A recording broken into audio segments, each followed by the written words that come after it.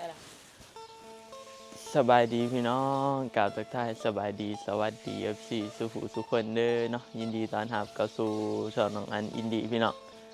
บรรยากาศตอนเช้าๆเนาะมื้อนี้เฮาสิเริ่มเนาะพี่น้องเริ่มภารกิจเฮาเริ่มธุรกิจบ่แม่นภารกิจเริ่มธุรกิจเฮา เริ่มที่เอาฟองไปขาย เฮาสิเอาของไปขายนี่เด้พี่น้องอันนี้ของเฮา ตัว เนาะ นี้ที่เอาหนึ่งใบมันขึ้น อัน ความ นี้ ไป2 หน่วยได้สิได้ ความลงนี่เนี่ยวะ เออ เออ ยุรุมพุ่นนะ ไข่อันนี้เฮาขวาม2หน่วยคอยเฮ็ดคอยปรุงมันก็ได้ความปรุงตอนมันบ่ทันได้ใช่ป่ะยายบอกว่ามันสิปูมขึ้นเฮาก็หายบ่เต็มซ้ํสิมีคนซื้ออีกว่านั้นสิขายหน่วย 3,000หายบ่เต็มมันบ่ปูมซ้ํอันน่ะเตาตัวนั้นมันน่ะ บ่ปูมเนาะมันครึ่งหนึ่งกับมันกายครึ่งน้อยหนึ่ง มันสิปูมขึ้นบ่ต้องหายเต็มบ่ปูม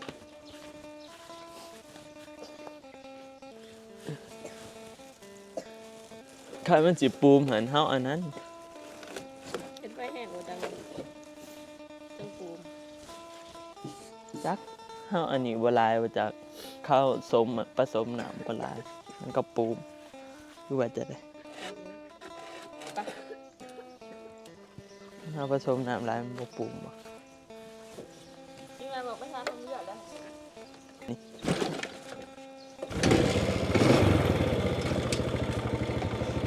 ไปพี่น้องเอ้ย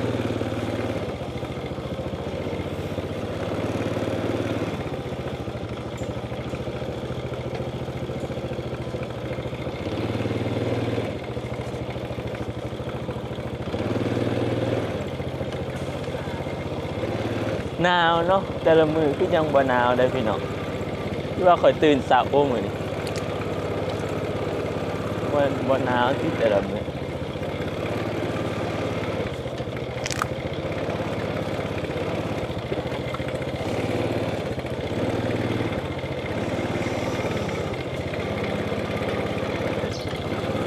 ใครบ่ได้เด้อฮะ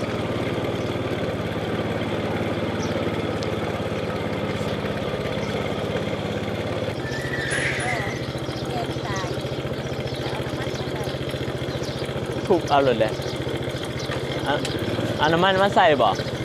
ลองเอาน้ำมันมาใส่บ่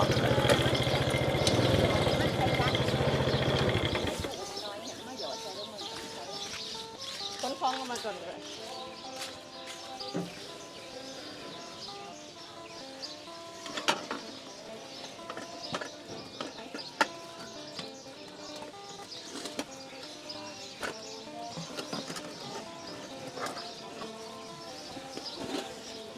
โอ้ยเขาจะเปิดเพลง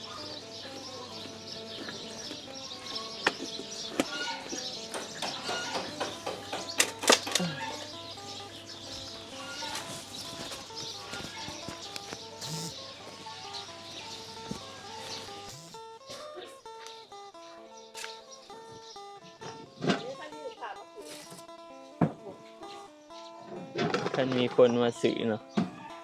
เอาผักบกเนี่ยนี่ เขาพวงลายอยู่ที่สวนจะมี อยู่ลุมบ่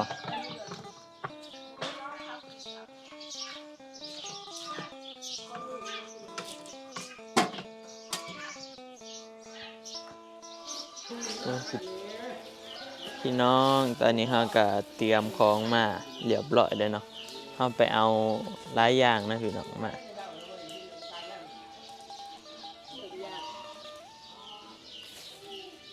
เรายังสิเอาโต๊ะมาอีกเนาะพี่น้องเพราะว่ามันว่างบ่พอ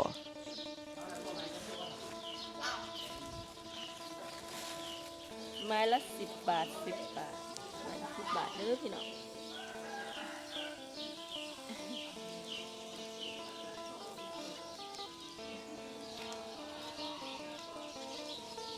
ปิ้งไก่เฮาอันมักไว้พี่น้องตั้งแต่มื้อวานนี่คือวิธีเฮาเฮ็ดอีหยังก็ไปเบิ่งในช่องปีใหม่เด้อเนาะเพราะว่าเฮาเฮ็ดไก่ปรุงอันนั้นนี่น้องอันก็ถ่ายมาแต่อันนั้นปีใหม่ก็ถ่ายเอามาอยู่เบิ่งสิลองเอาอันนี้หยอดใส่เฮาสิเบิ่งเฮาสิไข่อันนี้พี่น้อง มันจะไขประตูแต่ว่าประตูมันไขยากเนาะมันบ่ได้ไขเหิงมันมีกระแจอยู่แต่มันไขบ่ได้ จะใช้หูหน่อยๆค่ะ2 หู นี่แม่ว่าเอานี่ไม่หยอดใส่คอยเห็นว่าสิทุบเลยแต่หยอดก่อนเดี๋ยวเราถามว่าอันนี้ว่าเกิดว่าหยอดแล้วมันบ่ได้แต่มันหมุนได้อยู่ หมุนได้แต่ว่าบ่หมุนได้บ่สุด บ่สุดบ่คอยว่ามันมอนกับแจมัน แม่นลูกนี่ล่ะ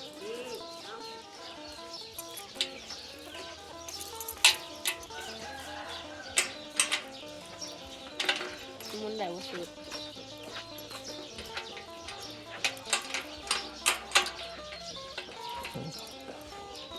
มันบ่ได้สิหยอดน้ำมันอีหยังก็บ่ได้ดอก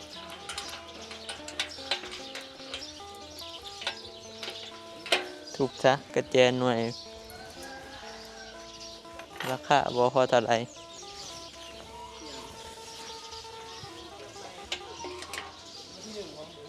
ไฟแห้งมา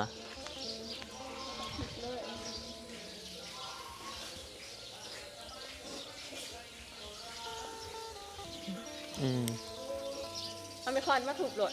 ถูกไป เดี๋ยวหาเนี่ยสิถูก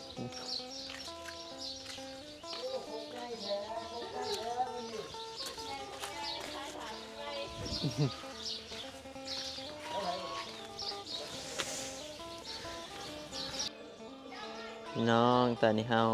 เปิดประตูได้เลยเนาะคายได้เลยเราคายอยู่นี่แหละหน้าบ้านเพราะว่าบ้านนี้ก็การสิคายอยู่เบื้องน้ำเบื้องนี้มันหมอกลัวมันแดดส่วงใดเด้เนาะเราจังสิได้กัน สวยๆจะแดดได้เครื่องแดดล่ะตอนนี้นะ มันสิแดดบ่อนนี้เนาะพี่น้องแต่เฮาว่าทันได้กัน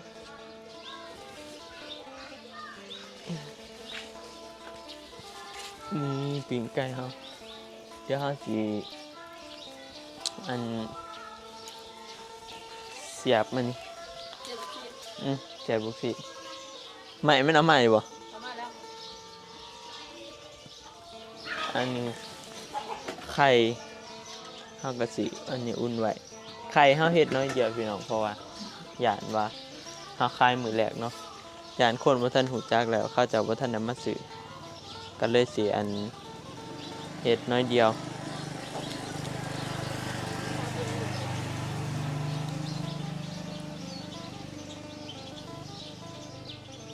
พูดน้ำพอสัตว์ บรรยากาศตอนเช้าพี่น้องเอ้ย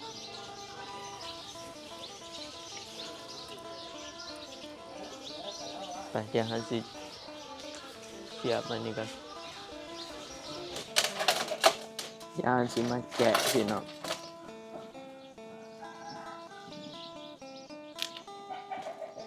เฮาสิ เฮาสิเสียบไว้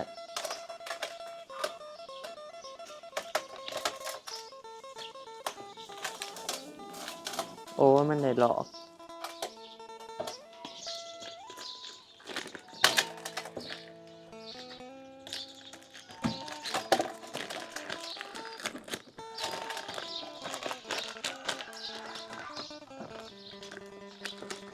ถ้าที่จริงบ่ต้องเสียบเบิดก็ได้เลย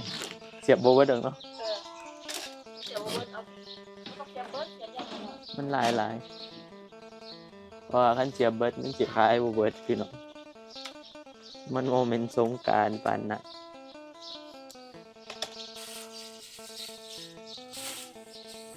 คนน้อยมาก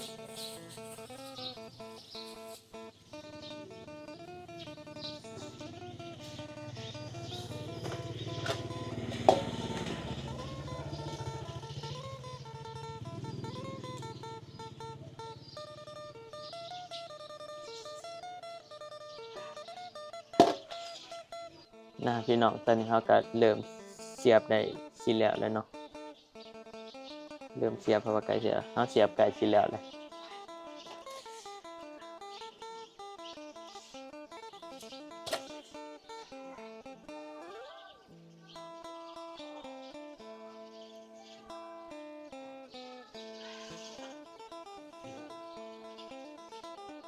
เอาสิอันนี้จะครึ่งหนึ่งก่อน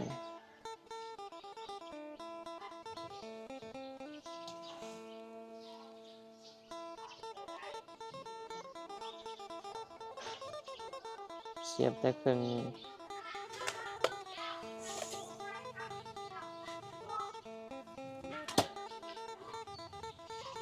เสียบแต่ครึ่งเดียวตัวนี้บ่ต้องเสียบหรอก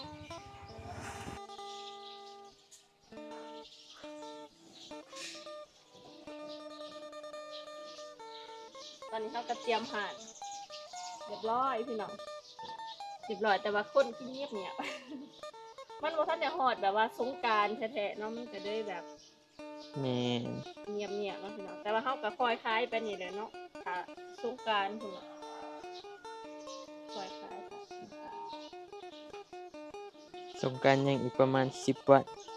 มื้อนี้วันที่2เนาะพี่น้อง ยังอีก10 มื้อพุ่นเนาะแสดงว่าเขาก็คล้ายถาสงกรารถึงเกิดเนาะ เอ้าการเฮาสิมาขายช่วงสงกรานต์โหลดของที่เฮาซื้อมาคือสิน่าจะขายบ่หมด เนาะ เฮาต้องขายซื้อมาแล้วเฮาต้องขายเผื่อๆไว้พี่น้องคันเฮาสิซื้อมาแค่นิดเดียวมันก็จัก เกิดเนาะ ก็สิว่าจะได้มันก็สิน้อยมันคือสิพอกระเทินเฮาก็ซื้อซ้ำหลายเติบแล้วเฮาก็ขายถ้าโดน โอ้น่ากินเล่นต้องกิน ๆคันเฮาขายเบิดเฮาก็ ต้องกินเท่านี้น่ากิน ซื้อใหม่แต่คันเขาขายบ่เบิดมันก็ได้ขายเฮิงหันนะ ต้องใหม่หาพัด เดี๋ยวตอนเพลเขาอันนั้นเขาก็มาซื้อกิน เดี๋ยวแบบว่าผู้ใดเขาเจ้าขี้ขานเฮ็ดกินนะพี่น้อง ตอน แบบ เพล ว่าเขาเจ้าเลิกย่ามแรงย่ามง่ายนะถ้าผู้ใดเขาเจ้าอันนี้เขาก็สิกิน คันเขาอันนี้เลยคันเขาเห็นแต่เพราะว่าอาหารเฮาหาก็เปิดใหม่ คันเขาเจ้าหูจักเนาะ อืม ก็ได้เอาเมื่อไหร่ตู้เย็นขึ้น ปิ้งไก่ แดด เฮา แด เนาะ ด พี่น้อง ว่ะสิจะหาแนวมากักแล้วเดิมแดดว่ะ เฮ็ดอันนั้นรับขึ้นว่าเบื้องนี้เนาะแล้วก็กางเบื้องหน้าบ้านบัดช่วงสวยๆถ้าจังแช่น้ำนะแช่ก็ได้คิดว่า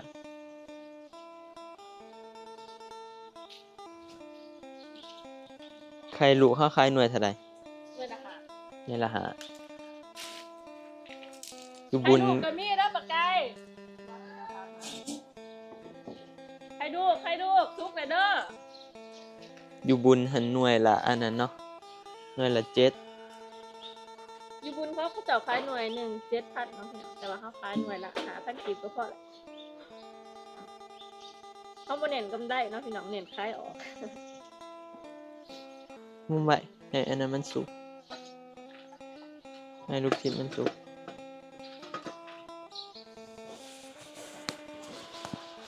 ไปอย่ามารอเบิ่งบะหมี่นี่สิขายได้อยู่ว่าพี่น้องมาถาเบิ่งเนาะบะหมี่นี่สิขายดีอยู่บ่หรือว่าสิมีคนรู้จักอะน่าอยู่บ่เฮาเปิดมื้อแรกป้าลูกค้าเด้นี่ใช้ป่านก็น้ำขิง ร้านมาสื่อพี่น้องคนแหลกแห่งมันเอาจักอันล่ะ ร้านมาสื่อไก่ เอาจักใหม่ไหมนึง เอามานึ่ง โอ้ย ใช้ป่านก็น้ำขิงมาสื่อของ อะลูกค้าคนแหลกกันร้านเจ้าของ อืม เอาจับอันนี้ล่ะ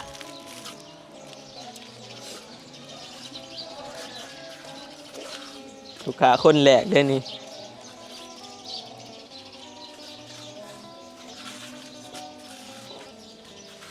ปิงละ5,000พี่น้องเอ้ยปิงไก่ เด้อเดี๋ยวมาเท้าจังแชร์กินเด้อล่ะแล้วไงเด้อมาเท้าขายได้ก่อน พี่น้องเอ้ยร้านมาสื่อสับ พากันเมื่ออะไรมาสื่ออะไรก็เมื่อเดี๋ยวถ้าเบิ่งตอนเที่ยงพี่น้องคล้ายมันก็บ่ทันมีคนมาสื่อเนาะ มันบ่ทันได้สงกรานต์ถือว่าคอยขายได้ดอกพี่น้อง แม่น มันต้องเป็นแบบสงกรานต์นะเขาจะกินเบียร์แหละกะเขาจะเอาแบบ แล้วก็มือแรกนี่เฮาก็ขายอาจสิมีเด็กน้อยมาซื้อตอนเพลก็สิมีอยู่พี่น้องนี่แหละเนาะเฮาก็จัดหารใหม่เฮาปกเนาะพี่น้องเฮาเอาผ้ากังมากังเนาะเพราะว่าหยาดมันอันนั้นเด้หยาดมันแดดมันก็พอได้บังแดดปีใหม่ก็มาลินน้ำปีนี้ก็คักได้พี่น้องเนาะเอาโอ่งมาตั้งไว้แถวนี้แล้วพวกเขาก็เอาโต๊ะนั่งในเนาะก็พอดีเหมาะสมอยู่มานั่งดินนี่พี่น้องก็แคมท่าน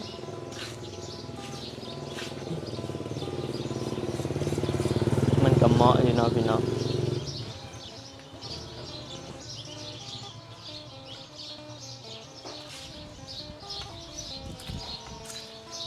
ไปเดี๋ยวมาถาเบิ่งพี่น้องช่วงเที่ยงเนาะว่าเขาสิขายได้หรือบ่มื้อนี้มื้อแรกแหกมานพี่น้อง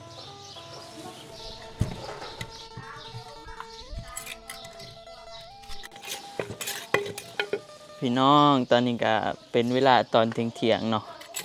ก็มีลูกค้ามาสั่งเฮาขายได้หลายโคกเติบอยู่พี่น้องมื้อนี้ประมาณได้บ่5โคกประมาณ5โคก4 5โคกพี่น้องก็มีเด็กน้อยมาซื้อแน่กับผู้ใหญ่3โคกเลยเนาะโคกละ 10,000 นี่นี่พี่น้อง3-4ก็พอได้ขายเนาะคันเฮาเริ่มตั้งไปหลายมื้ออาจสิลูกค้าอาจสิฮู้จักบางคนเขาเจ้าตอนเที่ยงหั่นนะเขาบ่ได้เฮ็ดกินเฮ็ดอิหยังหั่นนะเขาก็อาจสิมาซื้อปิ้งไก่กินสั่งตำบักหุ่งพี่น้องก็แถวเพื่อนใกล้ๆนี่แหละเนาะก็ขายก็คันเฮาขายไปเรื่อยๆก็สิพอได้ขายอยู่ดอกพี่น้องใครก็อยู่เพื่อนเนาะจักสิเฮ็ดอีหยังพี่น้องคันนั่งอยู่เพื่อนก็บ่มีเฮ็ดเนาะมานั่งดินพี่แต่น้อยเพราะว่ามันก็ใกล้สงกรานต์แล้วมันก็มาหาดินอยู่แต่บ้านหลายก็บ่มีแนวเฮ็ดฉะนั้นเขาก็คือสิเดิมลินน้ำได้พี่น้องเด็กหน่อยบ้านเขาน่าจะวันที่10ที่9ที่10นี่ก็สิเดิมพากันลินได้แต่ฟัง 10,000ซื้ออยู่ไสได้แต่ฟังไทยนี่เพิ่นแห่งดินแต่พุ่นแหละดินไว้นี่ลาวจังไหมลูกศิษย์เอาเบิดมีจังไหมอันนี้มี3ไหม3ไหมไหมละ2ไหม 10,000แต่ตัวนั้นก็3,000กับใช่ว่า8,000 เฮาก็เลยบ่ได้เอามาอันนี้เพิ่มเฮาซื้อหอยเพิ่มอีกได้พี่น้องนี่หอยถุงละ30ลงทุนเพิ่มได้นี่แต่ก็ซื้อแป๊บซี่ลงทุนไปเพิ่มอีกประมาณแสนกว่า36แล้วน้ำลูกเทียนใส่อันน่ะอยู่บ่น้ำจิ้มอยู่บ่ใส่ถุงให้เราเพราะว่ามันจังน้ำจิ้มมันจังชัว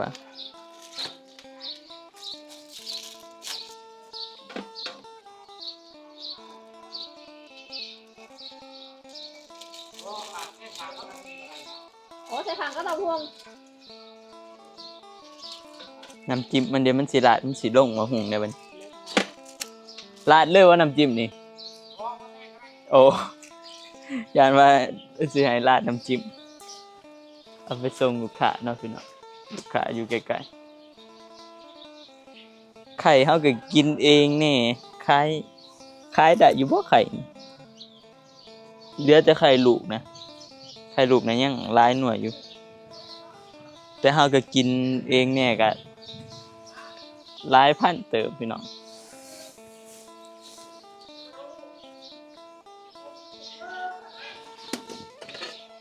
มาหุงเฮาเบิดไปจักหมากเลย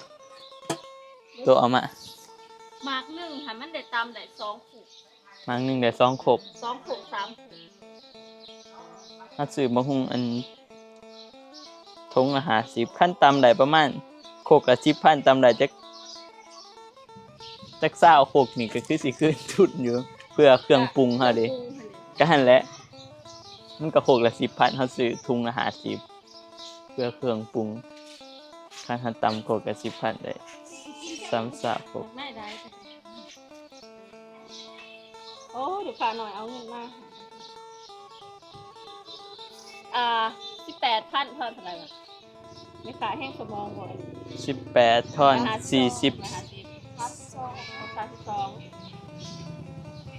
32